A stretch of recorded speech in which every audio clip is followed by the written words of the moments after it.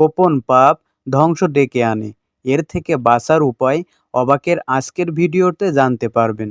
So ভিডিওটি না টেনে দেখতে থাকুন। এক, আল্লাহ তাআলার কাছে বেশি বেশি কান্নাকাটি করে দোয়া করা। তিনি যেন তার অবাধ্যতা, নফরমানি ও সব ধরনের গুনাহ থেকে রক্ষা করেন। ২. নফস তথা আত্মার সঙ্গে লড়াই করা, মনের কুমন্ত্রণা দূর করা এবং আল্লাহর আনুগত্যর মাধ্যমে অন্তরকে পরিশুদ্ধ করার চেষ্টা করা। ৩. আল্লাহ তাআলার উপস্থিতির কথা চিন্তা করা, তিনি আমাকে সর্বদা দেখছেন এবং এ ব্যাপারে তাকে ভয় করা।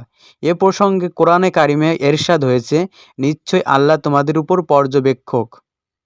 ৪. গুনাহ করার সময় এ কথা চিন্তা করা, কেউ কি দেখলে আমি এমন গুনাহ করতে পারতাম? এভাবে নিজের ভেতরের লজ্জাবোধ জাগ্রত করা। এ বিষয়ে হাদিসে এরশাদ হয়েছে, রাসূল সাল্লাল্লাহু আলাইহি সাল্লাম বলেন, তুমি তোমার পরিবারের কোনো প্রভাবশালী সদস্যকে যেমন লজ্জা পাও, আল্লাহকে তেমন লজ্জা করো।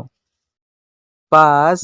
এই চিন্তা করা যে গুনাহরত অবস্থায় যদি আমার মৃত্যু হয়, তাহলে কিভাবে আমি আল্লাহর সঙ্গে সাক্ষাৎ করব। মহানবী সাল্লাল্লাহু আলাইহি সাল্লাম ইরশাদ করেছেন, প্রত্যেক ব্যক্তিকে কিয়ামতের দিন ওঠানো হবে যে অবস্থায় সে মৃত্যুবরণ করেছে।